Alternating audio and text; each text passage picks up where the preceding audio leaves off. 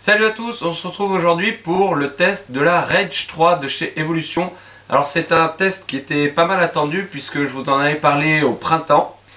Et déjà à l'époque, il y avait pas mal de gens, pas mal d'entre vous qui m'avaient demandé des infos sur cette scie.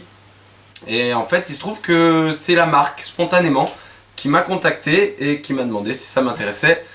Et vu que déjà à l'époque, j'avais des demandes et des retours, des demandes de retour sur cette scie, et ben voilà, j'ai dit ok, envoyez-la moi et je la testerai. Donc voilà, donc ça c'était au printemps, du coup voilà, je l'ai un peu utilisé pendant l'été. Et ben, je vous propose un petit test. Déjà on va faire un tour du propriétaire, on va faire quelques tests de coupe, et puis ensuite je vous donnerai mon avis, les défauts, les qualités, tout ça, tout ça. Alors sur les caractéristiques techniques de la machine, je vous mets le lien en description, puis vous savez vous servir d'internet, vous allez trouver tout ce que vous voulez. Ici c'est la Rage 3 255 mm que je teste. Bon voilà, après pour tout ce qui est le moteur, tout ça, vous regarderez sur internet, je vous mets tous les liens dans la description. Alors j'ai oublié de vous dire dans l'introduction, c'est une scie qui est compatible pour le bois et le métal. Donc elle peut autant couper le bois ou le métal, et peu importe, elle peut même couper les deux en même temps. Donc si on a des planches avec des clous dedans, elle s'en charge très très bien. Ça c'est vraiment le gros point fort, on va dire, de cette scie. Voici un peu la machine, elle se présente comme ça, donc avec le moteur sur le côté. Alors première chose évidemment, c'est une machine pour faire des coupes d'onglets, donc elle peut aller à 45 degrés à gauche, 45 degrés à droite, ou plutôt l'inverse ici. Et un système donc de clips. Vous voyez, ici on a un clips qui vient se mettre dans des encoches pour faire des angles prédéfinis. Donc par exemple ici, clac, 15 degrés. Si je bouge encore, paf, 22,5. Enfin voilà, c'est les angles 30 degrés. C'est les angles, on va dire, les plus utilisés. Après, vous pouvez faire entre deux, il n'y a pas de problème. Également, elle peut s'incliner sur la gauche à ce niveau-là. Voilà. Elle va jusqu'à 45 degrés. Alors, il y a juste... il y a juste un clip à enlever. Et ensuite, elle peut aller jusqu'à 45 degrés. Donc, ce qui permet de faire un peu des coupes à droite, à gauche, dans tous les sens. De mémoire, la 300 mm, je crois, ou 305, donc la Rage 3 305 mm, elle permet de s'incliner à gauche et à droite. Donc ce qui ouvre vraiment toutes les possibilités d'angle. Ici, elle s'incline que sur la gauche. Ensuite, donc on a un petit bout de serre-joint. Donc on en a qu'un, c'est dommage, ça aurait été bien d'en mettre deux. Problème ici, vous voyez, c'est que il va un petit peu nous gêner à cause du moteur. Donc il faut le mettre de l'autre côté. Et ici, il ne nous gêne plus. Donc voilà, un petit bout de serre-joint. Ici, on peut modifier l'ouverture de cette joue-là. Pour le reste, alors il y a des, vous voyez, des vis avec des trous excentriques. Enfin, des trous oblongs plutôt. Ce qui permet de régler l'orientation de tout ce guide-là, qui est en une seule pièce, hein. Ce qui permet donc de faire la perpendicularité avec la lame à ce niveau-là. Voilà, donc c'est un réglage. Moi, j'ai pas pris le temps de la régler. Le réglage d'usine était plutôt moyen, on va dire. Mais j'ai pas vraiment pris le temps de la régler avec précision. Également, elle dispose d'un petit laser. Voilà, pareil, il faudra le régler. Moi, j'ai pas pris le temps de le régler. Donc bon, c'est assez simple. Il faut le faire tourner, basculer à droite à gauche, puis après vous serrez le logement. Dernière chose à dire, c'est ces deux extensions, ici et ici. Alors ici, il y a une butée pour les coupes répétitives, ce qui peut être assez pratique. Le seul petit point négatif qu'on pourra trouver ici, c'est que pour enlever cette butée, il faut d'abord démonter ce guide-là. Donc il faut dévisser cette vis-là, enlever le guide, enlever la butée et remonter le guide. Bon, voilà. Seulement ces deux extensions, j'ai pas vraiment compris leur utilité. Parce que regardez, si on regarde par rapport à la table, eh ben, ils sont 1 cm en dessous. Je pensais que c'était pour les planches un peu longues que ça donnerait du support. Et en fait, bah, pas du tout. Donc c'est peut-être juste une fois qu'on a fini notre coupe et que la planche bascule, bah, ça vient retenir un peu la planche. C'est à peu près la seule utilité que je leur vois. Je pense que ça aurait été plus intelligent de les mettre à la même hauteur que la table. Allez, avant de développer plus sur les points négatifs ou même les points positifs d'ailleurs, je vous propose quelques tests de coupe. Donc voici ce qu'on va couper, du 30 par 32 mm, 40 par 42 mm et un gros rond qui doit faire 40 on va dire de diamètre. Voilà, je vous mets toutes les coupes à vitesse normale pour que vous voyez bien ce que ça donne.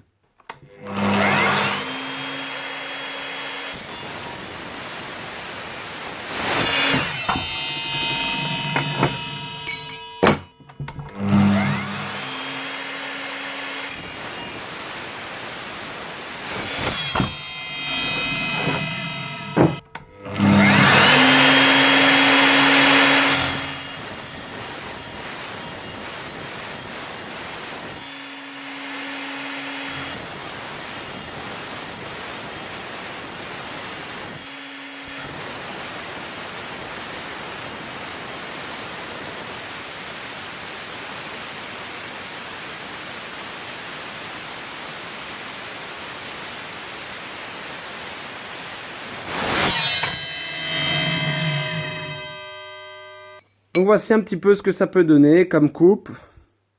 Donc ça fait, voilà, là on voit bien sur la pièce de gauche, des fois ça donne des résultats un peu crénelés on va dire, des petites bosses un petit peu. Mais sur la pièce de droite, qui est la coupe opposée, hein, c'est assez correct. Après, bon, elle n'est pas réglée au niveau de toutes les perpendicularités, hein, donc je l'avais réglée un petit peu, puis elle s'est sûrement déréglée depuis, donc bon, on va dire que je pense une fois réglée, on peut avoir quelque chose de largement correct pour de la soudure, vraiment. Et puis ça coupe assez vite. Bon voilà, après ça fait des coupes un petit peu bizarres.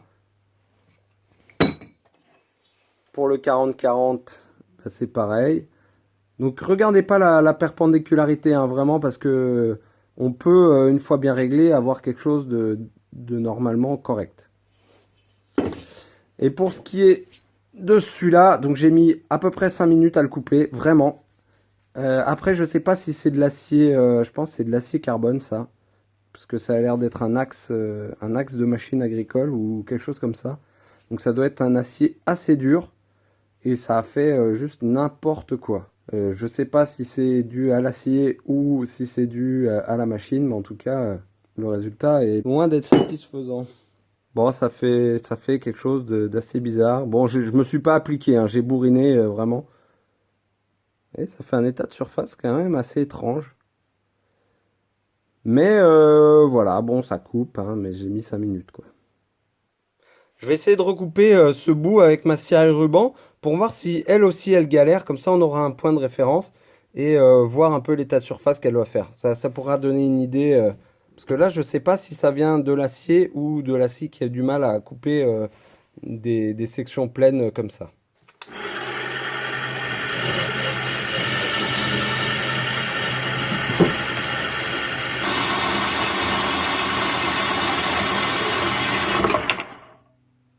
Donc voilà, la scie à ruban a aussi coupé. Donc en termes de temps, je dois être honnête avec vous, je ne sais pas ce qui a pris le plus de temps. C'est vrai que la scie à ruban finalement a quand même mis un petit moment, hein, mais bon c'est normal, la scie à ruban ça coupe pas hyper vite. Par contre en termes de finition, bon bah là il n'y a pas à dire, hein. Je crois que il n'y a juste rien à voir. Ici, vous voyez, si j'avais coupé une tranche, je pouvais l'utiliser comme une platine tout de suite. Il n'y a pas besoin de reprendre quoi que ce soit. Ici, bon, c'est juste n'importe quoi. Après, c'est artistique, hein. Alors après, pour ce qui est de la scie, vous voyez, ça fait des espèces de petits copeaux comme ceci.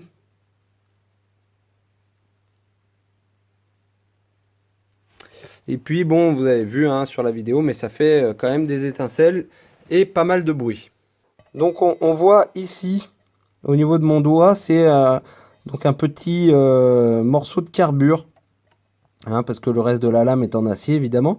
Mais la dent, elle, est en carbure, comme beaucoup de lames maintenant actuelles.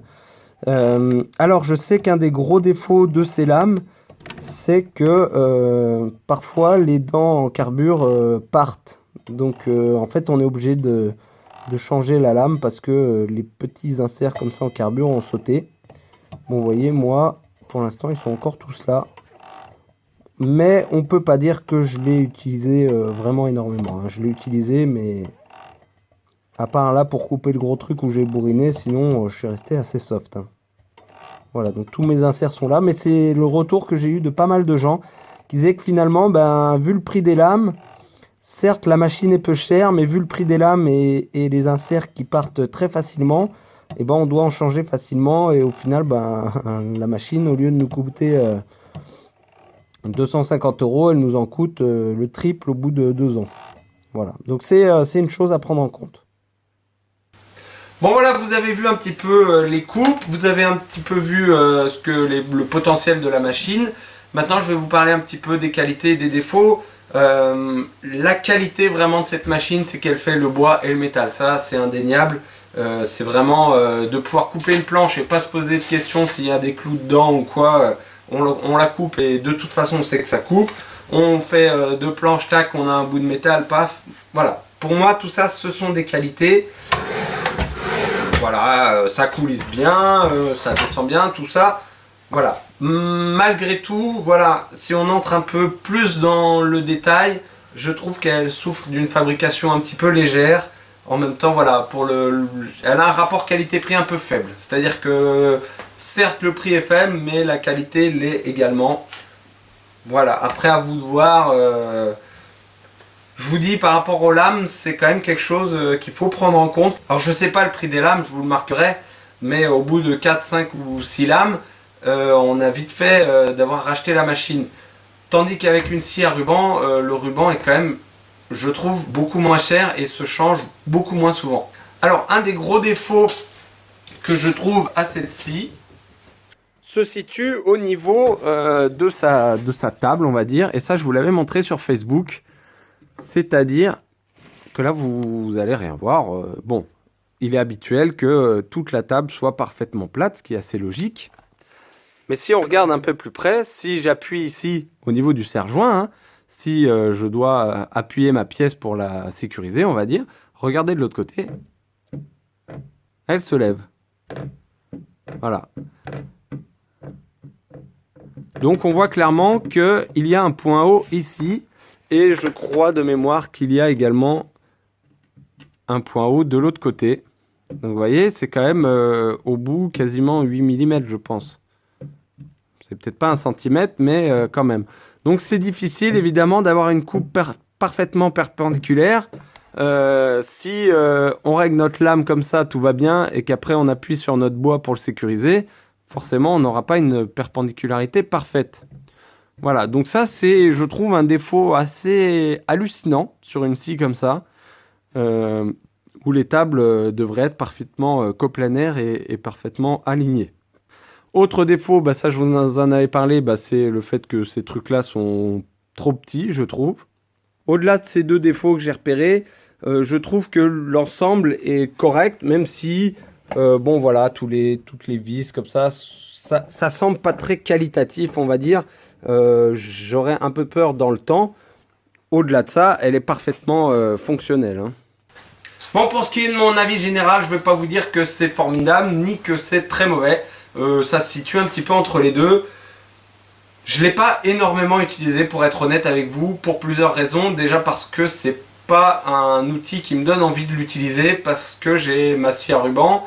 Vous voyez, quand on coupe un morceau de fer, et ben on a les mains pas très loin, alors on peut sécuriser avec des serre-joints et tout, mais c'est un peu galère. Ma scie à ruban, il y a un étau, paf, je le mets dans l'étau et au moins j'ai les mains qui sont loin.